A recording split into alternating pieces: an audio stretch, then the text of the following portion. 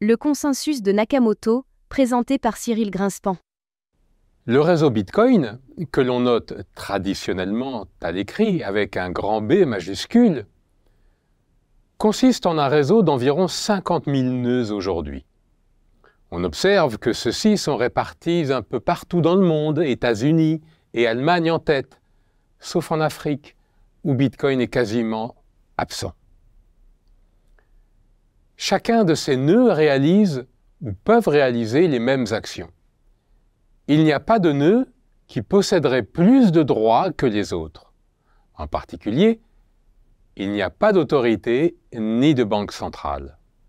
Sur ce réseau circule un actif numérique appelé Bitcoin, traditionnellement noté avec un B minuscule à l'écrit, que d'aucuns considèrent être une monnaie ou aimeraient qu'il le soit, car il représente ou pourrait représenter à la fois un moyen d'échange, une unité de compte, et tenir lieu de réserve de valeur, suivant les 3 critères qu'avait énoncé Aristote en son temps dans la Grèce antique.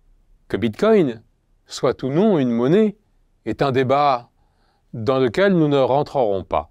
Nous notons juste que Bitcoin est reconnu comme une monnaie au Salvador. Nous ne rentrerons pas non plus dans le détail des transactions Bitcoin. Contenons-nous de dire qu'elles sont constituées de 2 morceaux, entrée et sortie, et possèdent 2 statuts possibles, dépensé ou non dépensé. Précisément, l'ensemble des sorties de transactions non dépensées, qu'on retient avec l'acronyme anglais UTXO pour Unspent Transaction Output, constitue toute la richesse du monde susceptible d'être dépensée. Il y en a plusieurs centaines de milliards en évolution perpétuelle. Exception faite du million de bitcoins environ minés par Satoshi Nakamoto et qui n'ont jamais été déplacés. C'est en gros l'équivalent des pièces de monnaie en circulation, ou plus exactement, l'équivalent des pièces de monnaie en circulation susceptibles d'être dépensées, ainsi que les conditions pour que cela puisse voir le jour. Chaque nœud du réseau en possède une copie locale. Cet ensemble s'appelle l'UTXO7 et pèse environ 10 gigabytes à l'heure où ces lignes sont écrites, mais est en forte augmentation suite au succès du Bitcoin. Il est raisonnable d'imaginer que l'UTXO7 augmente d'environ 5 gigabytes par an. Des projets sont en cours pour pouvoir compresser cette base de données qui occupe de plus en plus de place. Grosso modo, lorsqu'on souhaite envoyer de l'argent à quelqu'un, on rédige une transaction en donnant la preuve qu'on possède bien l'argent qu'on souhaite envoyer. C'est la partie entrée de la transaction, et en indiquant le nom du ou des bénéficiaires. C'est la partie sortie. Cette transaction est transmise sur le réseau Bitcoin. Si la transaction est légale et a été correctement rédigée, celle-ci sera relayée par les nœuds du réseau qui en prendront donc connaissance. Elle fera partie d'un ensemble de transactions en attente de validation. Cet ensemble de transactions en attente de validation s'appelle la mempool pour memory pool. Chaque nœud du réseau possède sa propre mempool et reçoit, en moyenne, plusieurs transactions à la seconde qui sont enregistrées. Pour donner un ordre de grandeur, la mempool est la plupart du temps inférieure à 100 MB et du reste, par défaut, le client Bitcoin Core limite à 300 MB la taille de la mempool. Pour inciter le mineur à insérer rapidement la transaction donnée dans un bloc, l'expéditeur d'une transaction est incité à inclure des frais de transaction. Plus une transaction contient de frais de transaction, plus elle a de chances de quitter rapidement une mempool. En tout, la récompense contenue dans un bloc est aujourd'hui constituée pour environ 10% par des frais de transaction. Cette proportion varie et est amené à augmenter avec le temps, avec la baisse programmée des récompenses contenues dans les blocs. Venons-en maintenant à la chaîne de blocs, ou blockchain. Le fait d'émettre une nouvelle transaction donnée ne modifie pas l'UTXO7. Pour le faire, il faut que la transaction soit enregistrée dans un ensemble particulier appelé bloc. Un bloc, s'il est légal, et nous allons voir plus loin la condition pour qu'il le soit, est donc la condition sine qua non pour qu'un nœud qui suit le protocole Bitcoin modifie son UTXO7.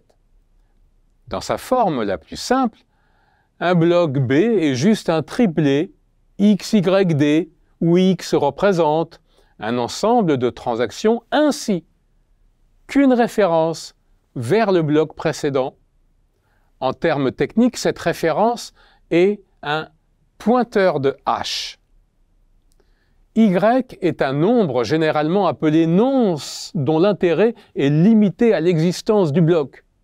Et enfin, D est un paramètre de difficulté modifié régulièrement pour maintenir une durée moyenne de 10 minutes entre deux blocs. Un bloc doit vérifier la condition suivante.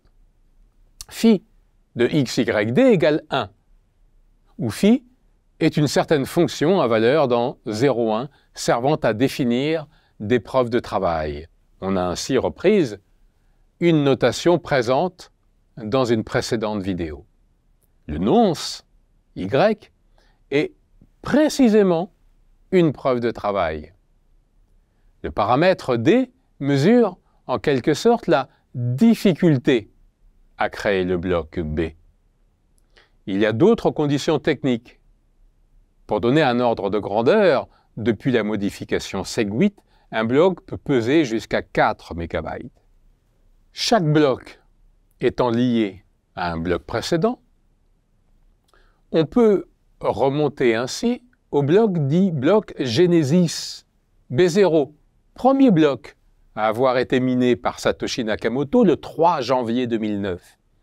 En guise de pilier de néobanque, le bloc Genesis contient aussi le titre à la une du Times, ce jour-là, qui annonçait une nouvelle intervention de l'État afin de sauver les banques de la faillite suite à la crise dite des subprimes.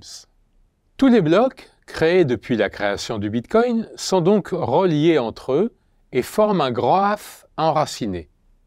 La racine étant le bloc Genesis. On peut identifier dans ce graphe des suites de blocs B0 jusqu'à Bn, où chaque bloc BI fait directement référence au bloc précédent BI-1 et où B0 est le bloc Genesis B0. Parmi toutes ces suites de blocs, on distingue celles qui maximisent la somme des DI, où DI est le paramètre de difficulté ayant servi à constituer le bloc BI. C'est donc la chaîne de blocs la plus solide. On l'appelle chaîne de blocs officielle ou simplement blockchain ou parfois blockchain officielle s'il y a une confusion possible. Ainsi que nous le verrons, la suite des paramètres de difficulté DI est localement constante, modifiée tous les 2016 blocs. En particulier, cette suite est la plus longue qu'on puisse trouver. Celle qui contient le plus de preuves de travail. Pour donner un ordre de grandeur, la taille de la chaîne de blocs officielle, aujourd'hui, se rapproche des 600 GB. La hauteur d'une chaîne de blocs est par définition la hauteur du dernier bloc de celle-ci. Tous les nœuds qui le souhaitent peuvent chercher à créer des blocs. Cette activité s'appelle le minage. De manière imagée, découvrir un bloc est aussi difficile que d'extraire de l'or d'une mine. Un mineur qui découvre un nouveau bloc fait part de sa découverte au reste du réseau. Si la hauteur du dernier bloc miné est supérieure à la hauteur du dernier bloc connu, tout nœud, suivant scrupuleusement le protocole Bitcoin, va reconnaître ce bloc comme légal et en conséquence mettre à jour son UTXO7. Il va également purger sa mempool de toutes les transactions qui auront désormais été enregistrées dans la blockchain. Il est bien sûr aussi possible pour un mineur de transmettre non pas seulement un bloc, mais un ensemble de blocs. Si ceux-ci définissent une chaîne de blocs dont la hauteur est plus grande que la hauteur de la blockchain connue, du reste du réseau, celui-ci va accepter la chaîne de blocs du mineur et la considérer désormais comme la blockchain officielle. Il se peut alors que certains blocs qui faisaient partie de l'ancienne blockchain aient disparu de la nouvelle. On parle de réorganisation de la blockchain. Il s'agit maintenant d'examiner un cas malheureux qui pourrait donner lieu à cette situation, une tentative de double dépense.